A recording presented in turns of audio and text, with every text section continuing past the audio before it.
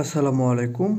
আজকে আমরা সরকারি মাধ্যমিক বিদ্যালয় 2009-এ একটা আসা প্রশ্নের সমাধান করব। খুবই গুরুত্বপূর্ণ অঙ্ক।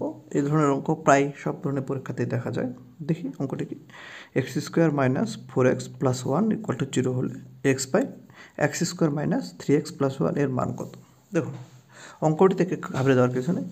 অঙ্কটি আমরা দুইভাবে করতে পারি। দুটি খুবই সহজ নিয়ম, একদম পানির মতো। আসুন আমরা আজকে আপনাদের দুটি নিয়মে খুব সুন্দরভাবে সমাধান করে দেখাবো। প্রথম নিয়মটিতে দেখি কি। প্রথমে এখানে কি বলা আছে, x square minus 4x plus 1 সমান 0।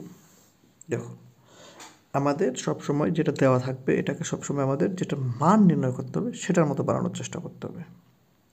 এবং সেটার মতো যদি আমরা বানাতে চাই তাহলে আমাদের কি করতে পারি, দেখুন এটার দিকে লক্ষ্য করি আর এটার দিকে লক্ষ্য রাখি।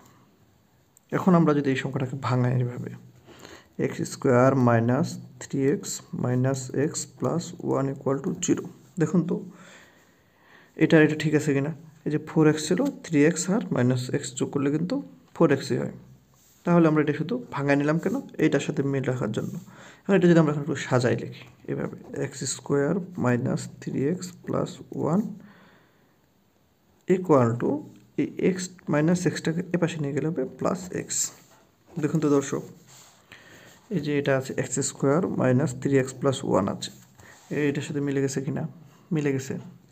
তাহলে আমরা এখন এটার মানে এখানে বসাই, এটা ছিল x by x square minus 3x plus 1। তাহলে এই যে এটুকুর মান কী পাইছি আমরা, এক্স। তাহলে এটা আমরা এখানে বসাই দিই, x by x equal to 1। এটা হলো একটা নিয়ম। এবং আমাদের কাছে কিন্তু আরও একটা সহজ নিয়ম আছে, সেটিও আপনাদের দেখায়। আসলে থেকে সেটাকে, তাহলে এখানে অঙ্কটা কি দেওয়া ছিল, x square plus 4x plus 1 equal to 0।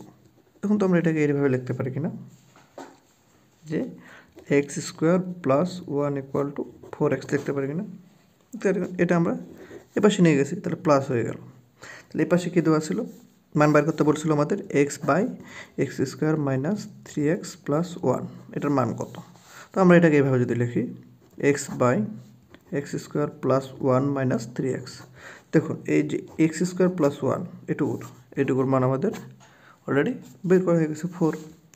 তাহলে x by 4x minus 3x, তাহলে 4x থেকে 3x বাদ দিলে x by x equal to 1। দেখুন আমরা যেভাবেই করি না কেন উত্তর কিন্তু আমাদের 1 আসে। দেখি উত্তর এটি আছে কিনা, নিজের উত্তরটি আছে 1।